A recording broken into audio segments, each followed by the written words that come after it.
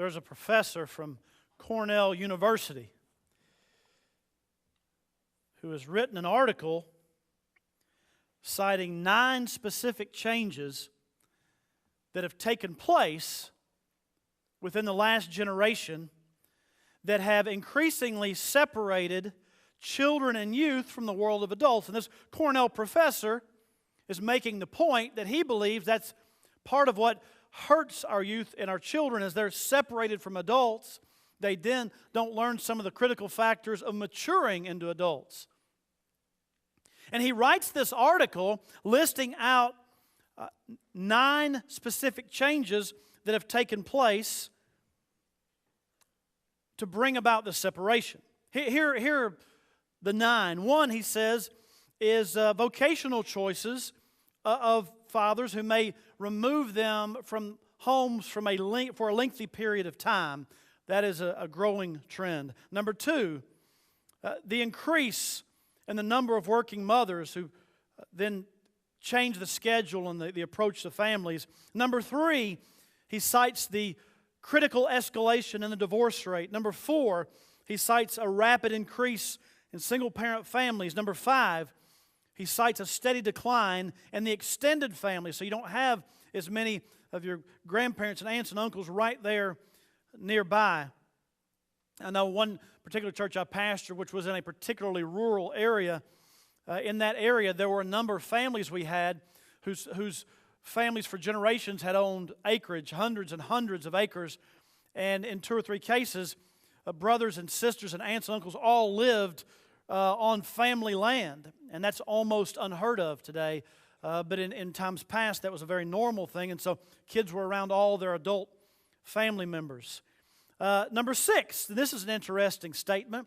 The evolution of the physical environment of the home, that is, family rooms, playrooms, master bedrooms, each group of the family, each person of the family is kind of separated in their own rooms.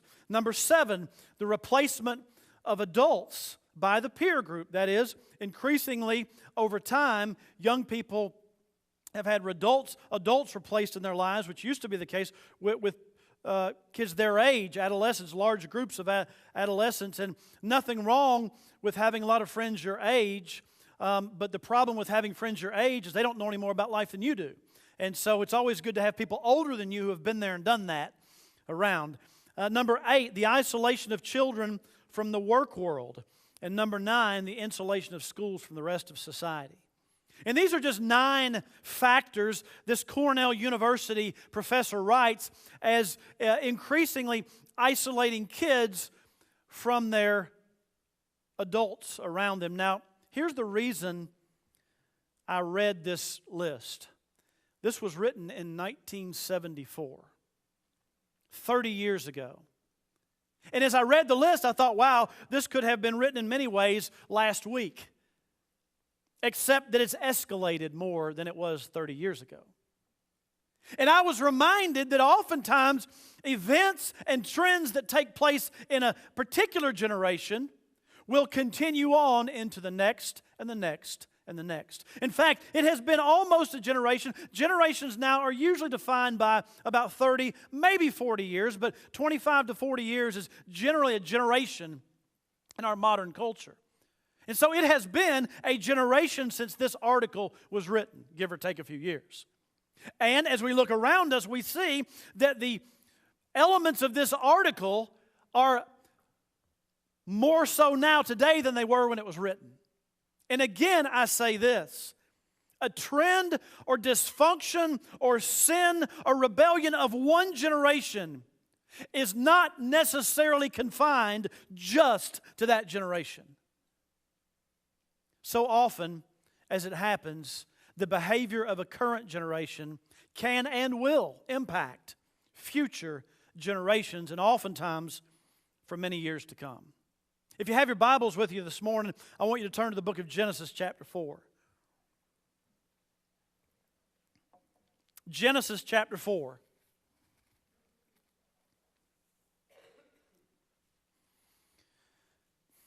We are continuing our study through the book of Genesis in a series called In the Beginning. And this morning, I want to take a look at what I'm calling murder to the second generation. Murder to the second generation.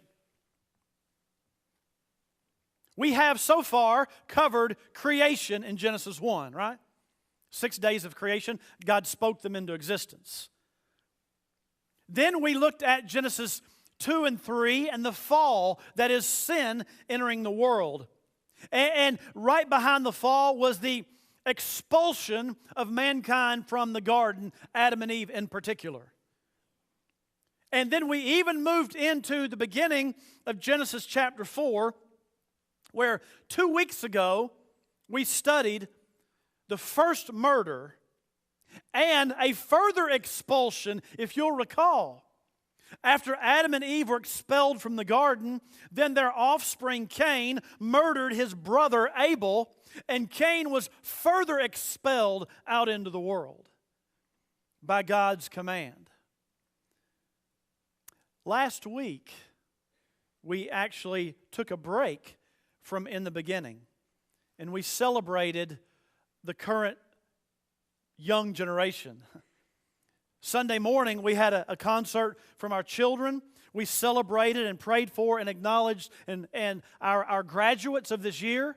And then Sunday night of last week, I hope you were here, we celebrated the end of an Awana year and the literally thousands and thousands of verses that were memorized by kids and teenagers at Green Acres Baptist Church. You say, we took an entire Sunday just to kind of focus on what God's doing in our children and our youth and our new graduates and our young people. Yes, because we're convinced that what we invest in this generation can very well be taken into the next. And in the same way, I'm also convinced that the dysfunction we might possibly invest in this generation could also be taken into the next. And so this morning, we're going to look at a passage of Scripture that quite honestly, I have never preached through before in my life. I've certainly read through it. I've read it many times as I've read through the Bible.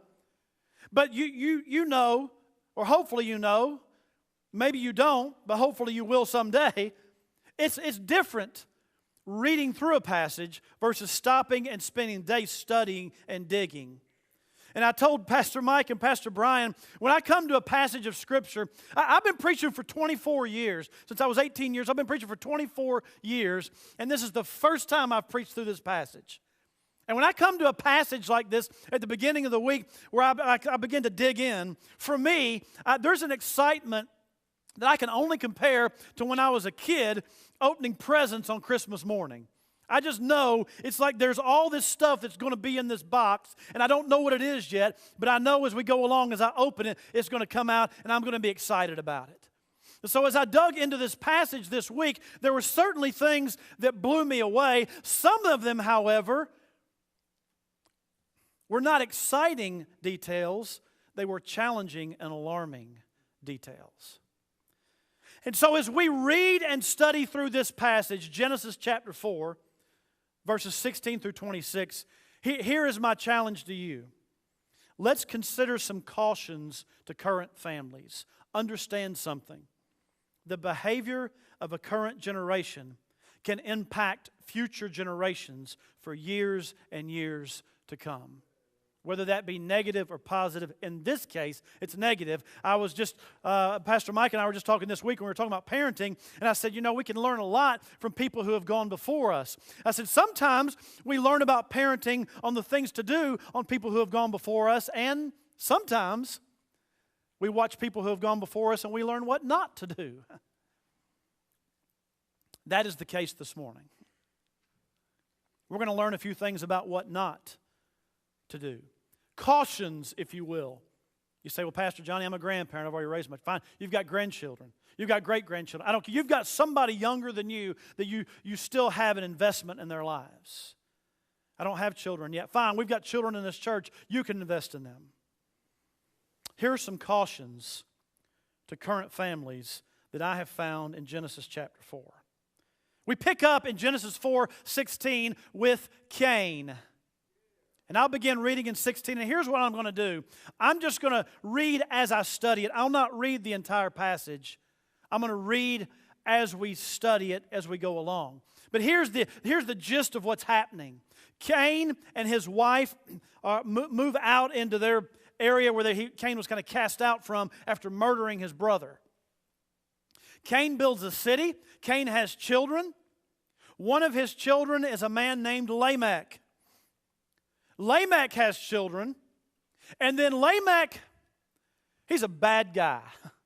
I don't know how else to put it. He's just a bad guy. You're going to see why in just a few minutes. And then at the end of this passage, we have some good news coming back to children of Adam and Eve who actually begin an act of worship. But there are going to be some cautions we'll find as we move through this passage regarding Cain, Lamech and his family, and then later Seth out of the lineage of Adam and Eve. Beginning in verse 16, then Cain went out from the presence of the Lord and dwelt in the land of Nod on the east of Eden. In my Bible, this isn't even 3 lines, this verse. It's like 2 and maybe a fourth lines in my Bible. It's just a statement, almost a matter-of-fact statement about Cain.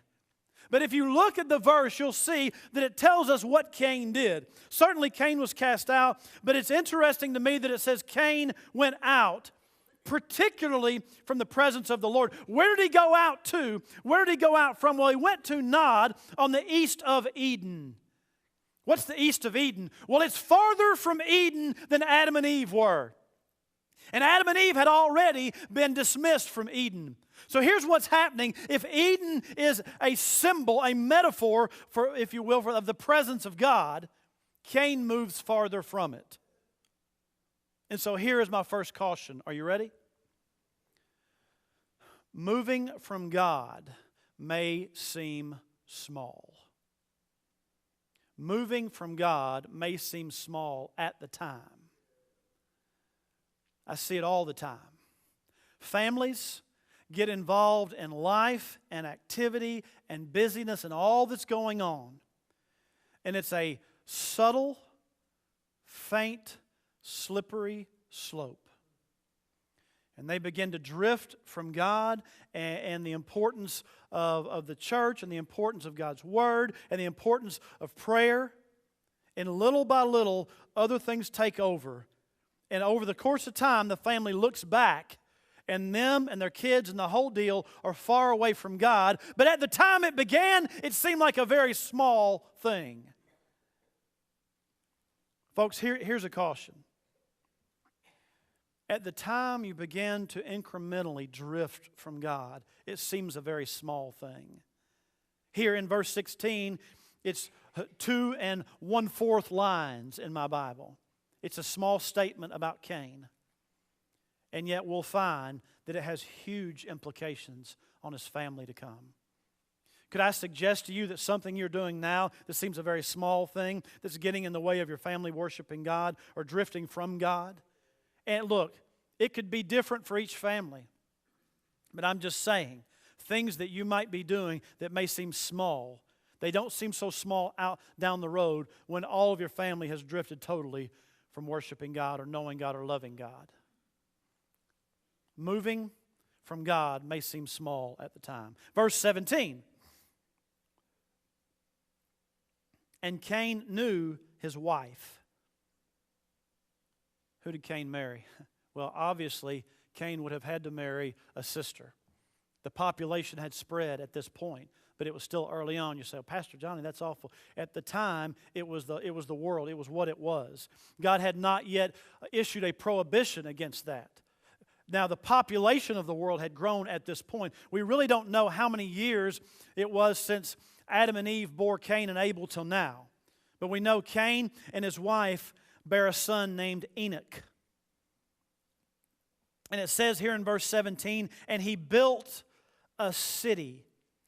This phrase, built a city, is in the Hebrew verb tense that implies an ongoing activity. It's called the perfect tense. It's an ongoing activity. And so literally this could be translated, he was building a city. That is, Cain had an ongoing activity of building a city. It wasn't as if he's saying he showed up one day, built the city, and was done. But he was in the activity, the process of building a city. It's interesting to me that if you go back in Genesis 4, it is said that Cain would be marked in his protection, but that he would be cast out from the presence of his family and the Lord. And Cain bemoaned the fact that if he was sent out, people would want to kill him and hurt him. And God said, no, nobody's going to hurt you. Nobody's going to kill you because I've put a mark on you. We don't know what that mark was, but I've put a mark on you. It's going to protect you. And then I find that Cain began to build a city. Now watch this. In ancient times, cities were symbolic of protection because they were people gathered together. They usually had walls around them. And could it be that Cain, even though God had told him nobody's going to touch you, Cain just wasn't fully reliant upon God's protection. He felt that he needed to build a city for his own protection. Now, that may be reading some into this passage or into this verse. It doesn't explicitly say it there, but I don't think it's a very far jump to get to that point when you realize that Cain, at this point, seems to be a guy who's more self-reliant than he is God-reliant. And so it says Cain built a city, and he called the name of the city after the name of his son, Enoch. And then watch this. To Enoch was born Irad, and Irad begot Mehujael, and Mehujael begot Methushael, and Methushael begot Lamech. In ancient times, children being born was seen as a sign of prosperity. Children being born was seen as a sign of favor. But as we read through this passage, we'll see that the last thing Lamech and even Cain in some ways seemed to be concerned about was the favor of God. And so it's interesting to me that while someone might read this and say, here's Cain now having all these babies, he must be prosperous. We can look at it and say, well, not really. He wasn't really a guy who was just passionately walking with the Lord, which brings me to my next caution. You ready? Materials in hand may seem to show success. You may have a lot of stuff. You may have a lot of things. Today in modern culture, a lot of kids doesn't necessarily equate with prosperity. Then it did. Today, other things equate with prosperity. And it may be a car you drive, or a house you live in, or a job you have, or celebrity status, whatever the case might be. There are other things in our culture today that we see as a symbol of prosperity. And that day it was children. Today it's other things. But make no mistake about it, the things you have may seem at that time to show success. What we'll find here is it really wasn't success at all as we read about Cain's family. He may seem to have had success on the outside, but how many of you know the outward picture of success is not always the whole story? You can have an outward picture of success, and inwardly, spiritually, you're a mess. See it all the time. So here's a caution. Just because you've got all the things that you think you would have to be designated as successful and prosperous, it may only seem to show success. Success is obeying God, plus and minus nothing. It really is. The success in building a city, the success in having children. Cain had all these things, and yet we know, and you know, as we read the story and what we even know about Cain in the past, we really wouldn't call him a spiritual success, would we? Think of Hannah. Hannah couldn't have children. Ultimately, she'd have Samuel. But she was seen as a success even before she had kids. How about Sarah before Isaac? How about Elizabeth before John the Baptist? And they really just had one child. And people might have looked at them and say, well, they're not very much successful. And we look at them today and say, they were very successful. And even though outwardly they didn't have all the trappings that a culture saw as success, they were. And so here's a caution, families. Materials in hand may only seem to show success. And look at verse 19.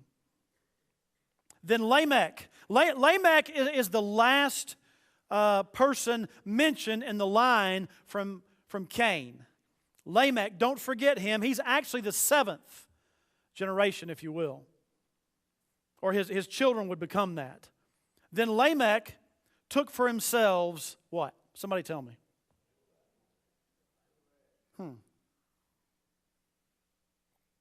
Why is that significant? What's that? It wasn't what God intended, and guess what? This is the first mention of polygamy in the Bible. Lamech started it. Even Cain, who murdered his own brother, only married one woman. Lamech marries two. It's the first mention of polygamy. And so the slide continues.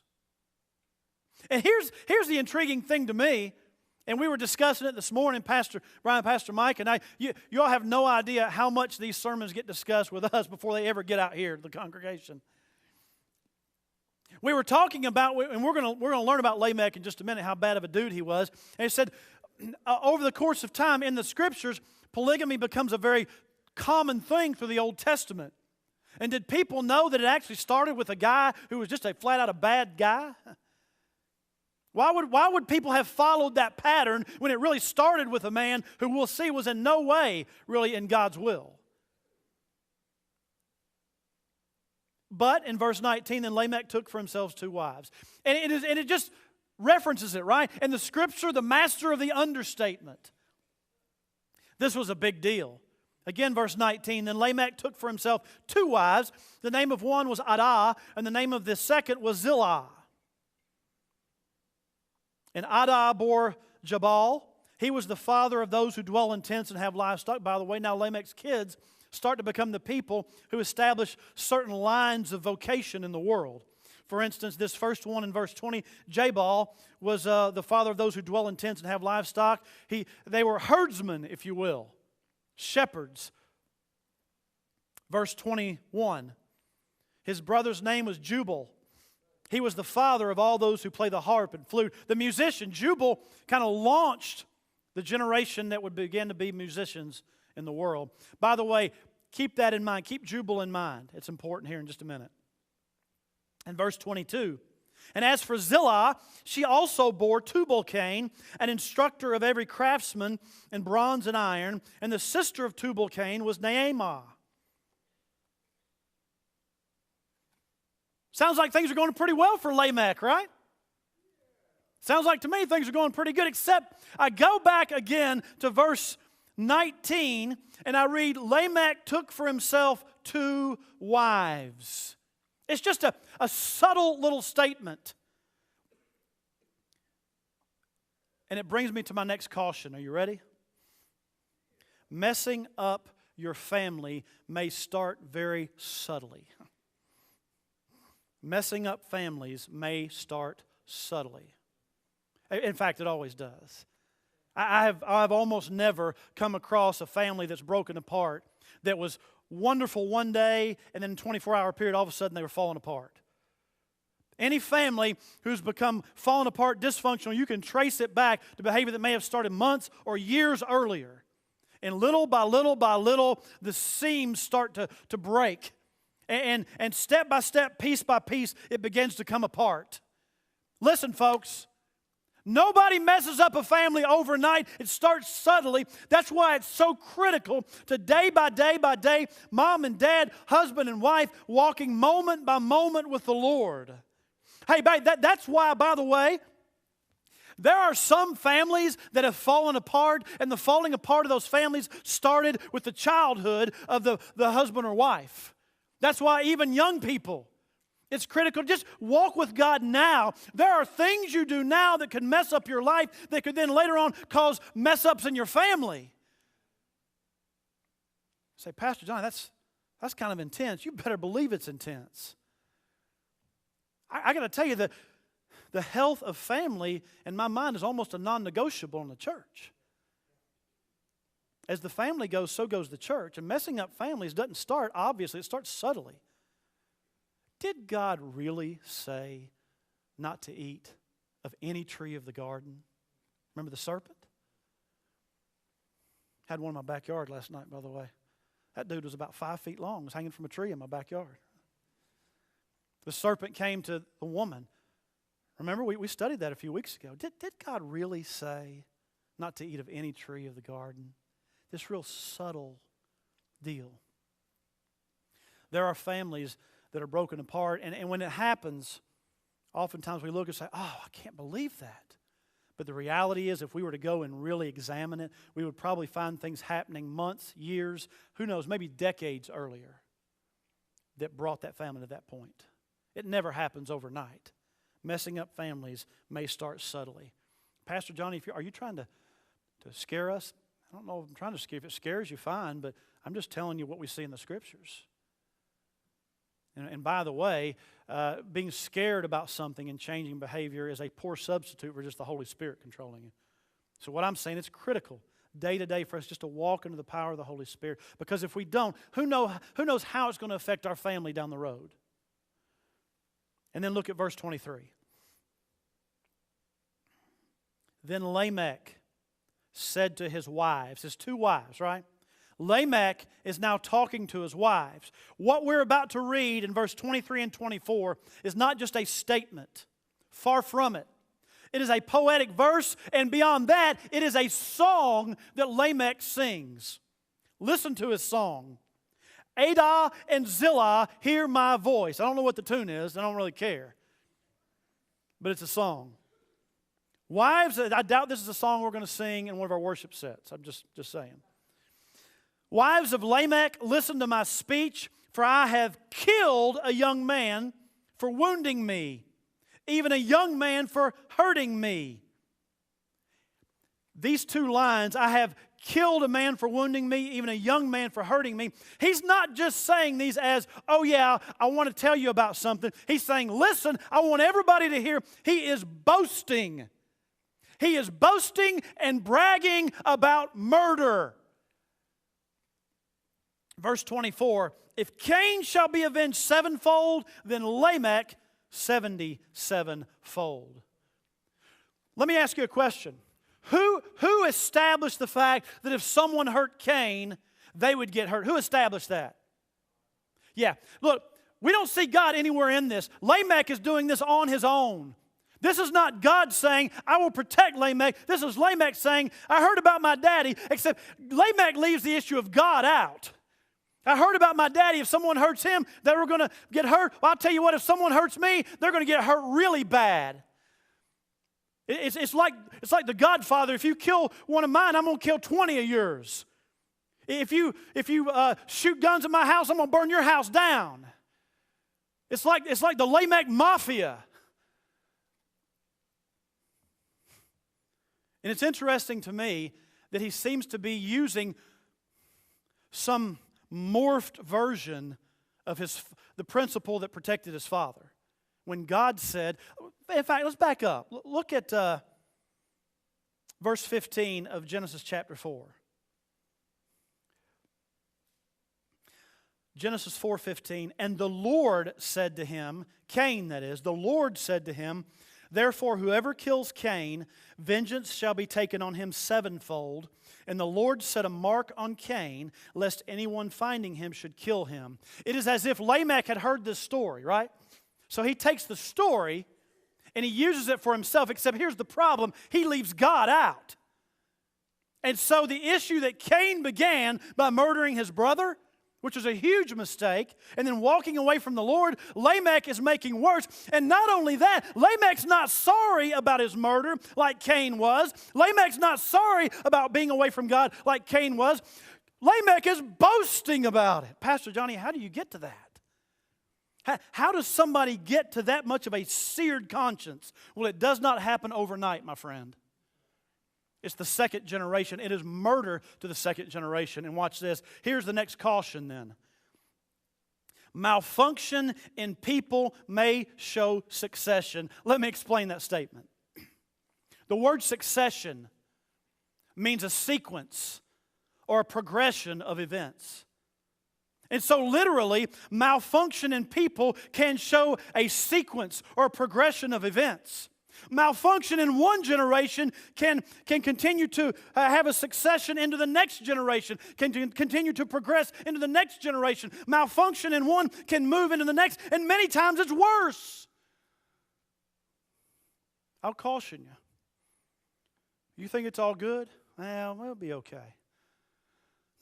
Maybe not really where God wants us, but we'll be all right. It seems that in Scripture we find a pattern here of that second generation being worse than the first. Malfunction in people may very well show a succession into the next generation, and in this case be worse. I have some good news for you, though, because thus far these first four are a little depressing. They are cautions. They are concern. They should cause us spiritual concern, but watch this, verse 25. And Adam knew his wife again, and she bore a son named Seth, which literally is put in the place of Abel. For God has appointed another seed for me instead of Abel, whom Cain killed. And as for Seth, to him also a son was born, and he named him Enosh. By the way, the word Enosh is another Hebrew word for man. And then when Enosh was born, what began to happen? Enosh was quite different than his cousin Lamech, wasn't he? Listen to me. Pastor Johnny, this sounds a little concerning. This sounds a little depressing. Drifting from God, which seems small now, is destructive down the road. Pastor Johnny, I've got a child, I've got a son, I've got a daughter, and I can see they're drifting from the Lord and they don't see it. It's going to really hurt their family. And they're materially prosperous, but what they don't understand is what we see here. Materials in hand may just seem to show success, right? But it's really not success. It's just materialism. It's just material prosperity. Pastor Johnny, I've got a grandchild, I've got a child, I've got a son or a daughter, I've got a sister or a brother. And their families are being messed up. By the way, messing up families may start subtly, right? And Pastor Johnny, my brother, my sister, my daughter, my son, my nephew, my niece, my neighbor, my neighbor's daughter, if they're not careful, they're going to pass their malfunction on to the next generation. What do? Watch this. Misery in families can surmount, that is, get victory spiritually. It's awfully good news that in the midst of Cain and Lamech and murders in 2 generations, you have born a young man named Seth who gives birth to Enosh, who begins to worship God. While dysfunction in a family can start subtly, it can be radically altered by a family that turns its heart to God. What we have here in verses 25 and 26, it's almost as if it's an explosion of grace in the midst of darkness. Seth and his young'uns begin to worship God. Even when his brother, and Cain would have been Seth's brothers, and his brother's kids have no heart for God at all. Look, folks, you don't have to stay where you are. You have a family that's in spiritual dysfunction. You have children who have families in spiritual dysfunction. You have grandchildren. You have neighbors. You have brothers or sisters or nieces or nephews or cousins. Listen to me. That does not necessarily have to be the final word. As awful as Lamech was, and he was a bad dude. By the way, I could spend another 15, 20 minutes telling you things I really saw in this about Lamech. That doesn't have to be the final word, though. In God's economy, the end of chapter 4, Enosh, a worshiper of God, is the final word, not Lamech, an ungodly murderer. And so I don't know where you are, I don't know where your family is, but I'll tell you this. If you're at a place where your family's concerned, where you're not where God wants you to be, it doesn't have to stay there. Listen, that doesn't have to be the final word, does it? Today could be a small step and yet a radical change in your family by you simply coming forward and saying, Pastor Johnny, I need to trust Christ as my Savior today. And who knows what kind of succession that could trigger in your family. Pastor Johnny, I need to come and just pray and ask God to move in my heart and show me steps of obedience I need to take. We had this morning 2 adults who were baptized. There may be some of you sitting out there, you think water baptism is not a big deal. I know that I'm saved, but you know what you're doing? By being saved and not water baptized, you're continuing on in disobedience, and there's no way you can be exactly where God wants you to be if you are in knowing, ongoing disobedience. And maybe today's a day just for you to come. Maybe it's to resolve a relationship, make things right. Maybe it's to be baptized. Maybe it's some other step of obedience. Maybe it's church membership here. I don't know. Maybe it's just to come to this altar and say, Lord, search my heart. I want my family to be where you want me to be. Now, Father's Day is coming in a few weeks. And this sounds like probably a message we might preach on Father's Day, right? But it just so happens as you teach through the Scriptures, verse by verse, it came up today. It's what God's Word says. So today, maybe you want to consider these cautions about your family, and maybe you want to respond accordingly right now. I'm going to pray. And as the praise team comes, you get ready to respond. Pray with me. Father, in Jesus' name right now, Lord, I pray that we would respond in obedience to you. Lord, just simple obedience. Maybe we don't even know what's out there, what's next. But Lord, just simple obedience. Maybe the obedience today is nothing more than just stepping out and coming to talk to a pastor or pray with someone. Lord, right now, I pray that your people, I pray that the folks here in this congregation would step out in obedience. You stand right where you are. Just stand. As the praise team leads, you sing if you'd like. Maybe you'd like to come to this altar and pray. Maybe there's a child, a grandchild, a niece, a nephew, a brother, a sister, a family member you want to pray for. As the praise team sings, you could sing with them or you could come and respond in obedience. You respond right now. This is your invitation.